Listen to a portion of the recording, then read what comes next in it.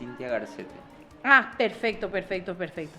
Bueno, ya estamos en comunicación y vamos a cambiar rapidito porque estábamos de alguna forma analizando esto. Abdo viajará al Vaticano y el significativamente corrupto administrará el país, dice ya algunos títulos concretamente. Bueno, yo por de pronto me limité a hacer una pequeña encuesta. ¿Quién Sí. cedería su Una silla en boca de estas urna. condiciones? Una boca rapidito. Pero bueno, vamos a conversar ya de algo concreto con la jueza Cintia Garcete. Doctora, antes que nada, buenas tardes. Le agradecemos la posibilidad de compartir información. De hecho, estamos hablando de un caso concreto que tomó Estado Público a partir de la decisión de los familiares de una víctima de hecho de feminicidio, concretamente. La objeción que tiene la familia es por qué se dio el arresto domiciliario al presunto autor de este hecho de feminicidio, doctora, y le reitero el agradecimiento por la amabilidad de atendernos. Muy buenas tardes, ¿cómo estás? Con mucho gusto para aclarar todas las dudas que tengan al respecto. Sí.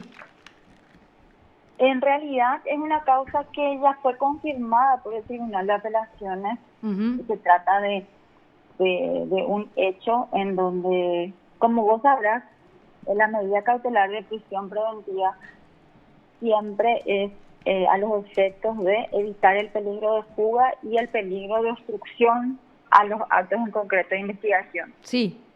En este caso, por lo menos la defensa en su momento arrimó todos los documentos necesarios para poder ser beneficiado con la medida cautelar menos gravosa, que en este caso tiene un arresto domiciliario del muchacho que tiene 19 años, el autor del hecho. Con anuencia del Ministerio Público, inclusive en la resolución de la Cámara de Apelaciones, la Cámara le reclama esto al Ministerio Público porque la propia Fiscalía había manifestado que en ese momento, porque fue el momento de la audiencia preliminar, ya no había peligro de fuga y que con todos los documentos que se arrimó, se analiza si había actos de obstrucción, ya no había obstrucción, y si los documentos eran suficientes, dejaba a cargo el juzgado el propio Ministerio Público, que bien luego había apelado, pero en su momento, al momento de la audiencia, la propia Fiscalía manifestó que no se oponía a esta medida cautelar. De hecho, la Fiscalía fue la que en algún momento consideraba viable esta medida, entonces. Asimismo, eso se desprende del acta de audiencia, en donde la propia acta dice la Fiscalía que ya no hay actos en concreto de obstrucción a actos de investigación, y el arraigo, como vos sabés, en el artículo 243 y 244 se justifica con asiento de domicilio, familia y todo eso. Hasta ahora la policía tiene control permanente de la policía y semanalmente la policía informa que el procesado sigue en su casa. A mí me llama poderosamente la atención el tema de la denuncia ante el jurado de enjuiciamiento de magistrados, incluso por la persona que patrocina esta denuncia, que ya me había denunciado en otras oportunidades.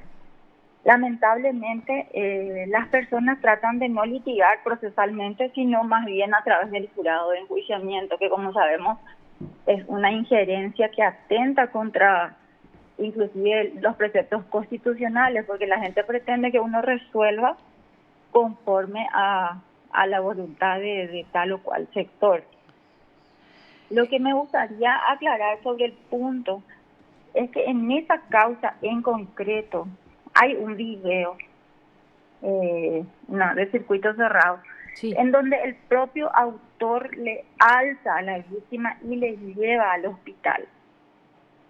Y ahí hablan de una expectativa de pena muy elevada, que no es menos cierto que en juicio oral es donde se va realmente comprobar esto si es cierto o no.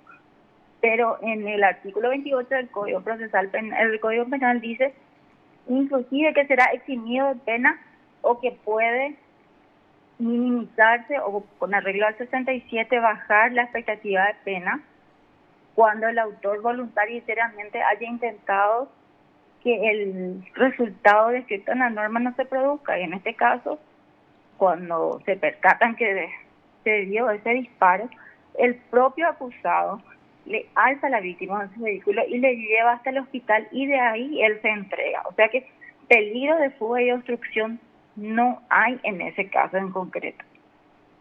Y hay una acordada de la Corte en 1115 o 1521, no recuerdo bien el nombre ahora, Sí. que dice que la sola pena elevada, la expectativa de pena por sí sola, no puede de ningún modo marcar el tema del peligro de obstrucción o evitar que pueda ser beneficiado con otras medidas menos gravosas. O sea que básicamente el hecho de omisión de auxilio, básicamente ni siquiera peligro de fuga, ustedes consideran que en este sentido no son elementos que tengan que tenerse en cuenta aún en esta parte del proceso. Como omisión de auxilio, peligro de fuga. Claro, no, porque de hecho fue él quien asiste, por lo que usted describe, a la víctima finalmente. Así mismo, y eso hay un circuito cerrado que recorrió por todas las redes sociales, inclusive, y fue analizado el momento de el otorgamiento de la medida cautelar.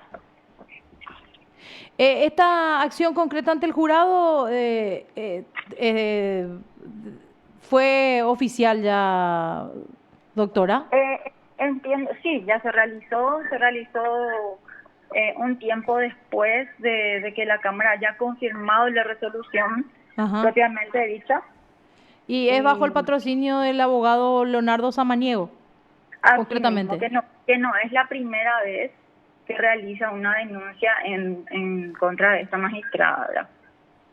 Ahora, por razones que realmente desconozco, ¿verdad? Ahora, doctora, ¿usted tiene otras causas ante el jurado de enjuiciamiento, concretamente? No, en este mismo momento es la única causa que tengo. Perfecto. Sí, porque no sé si estaba de alguna forma yo trastocada, pero bueno, justamente quería corroborar esto porque de alguna forma la familia lo que sostenía en su momento con respecto a esta acción ante el jurado es que ellos no contaban específicamente con el dinero para patrocinar esta acción. Bueno, doctora, es lo que de alguna forma queríamos compartir y es su apreciación en torno a esta decisión que concede, o por lo menos que concede en este caso y otorga la medida de arresto domiciliario al procesado Anderson González Ocampo, de 19 años, que es el sindicado como el autor de estos dos disparos que acabaron finalmente con la vida de la joven Antonia. Entonces, doctora. Así mismo, y como ya te dije, la regla de nuestro proceso penal es que todos litiguemos en libertad, no importa el hecho que uno realice. Sí. Y la excepción es la prisión preventiva. Inclusive es imperativo, hay varias modificaciones legislativas que se hicieron nuevamente para volver al garantismo. Sí. Entonces es algo que tenemos que tratar siempre de internalizar y analizar. Y yo le invito a la ciudadanía para que lea lo que dice el artículo 28 del Código Penal también, que habla cuando hay un desistimiento y un arrepentimiento. Inclusive dice que aun si el resultado acontece por otras razones, el autor también quedará eximido de pena cuando haya tratado voluntaria y seriamente de impedirlo. En un proceso penal ideal, incluso esa persona podría ser eximido de pena. No significa que no sea de conducta típica, antijurídica, reprochable, pero tiene una causa de exculpación fáctica, ¿verdad? Entonces, es un análisis jurídico técnico que se tiene que hacer, que el derecho penal no es una aplicación, es una ciencia y no se tiene que aplicar de una manera burda y mucho menos falta de técnica jurídica, ¿verdad? Claro. Bueno, doctora, le agradecemos el tiempo y la posibilidad de compartir su opinión. De hecho, por lo que percibo, usted hasta se siente de alguna forma obligada a hacer este pequeño descargo por lo que usted considera oportuno, que es justamente la aplicación garantista de las normas, ¿verdad? Yo agradezco este espacio realmente a este medio y celebro que tratemos siempre de litigar conforme a las reglas del debido proceso. Son derechos y garantías establecidos a nivel nacional e internacional y debemos siempre respetar eso. También, como ya dije en su momento a otros medios, yo lamento mucho la pérdida de la vida humana pero el derecho está para ser aplicado y creo que siempre va a haber una parte que se sienta agraviada y entiendo que los familiares también en este momento tal vez están siendo utilizados por cuestiones oscuras, por sentimientos y emociones oscuras de terceras personas que no tienen nada que ver con esta causa. Gracias, doctora, nuevamente, muy amable. A ustedes. Te informó PDS Radio TV Digital. Bueno, escuchamos así a la jueza penal de garantía Cintia María Garcete Urunaga.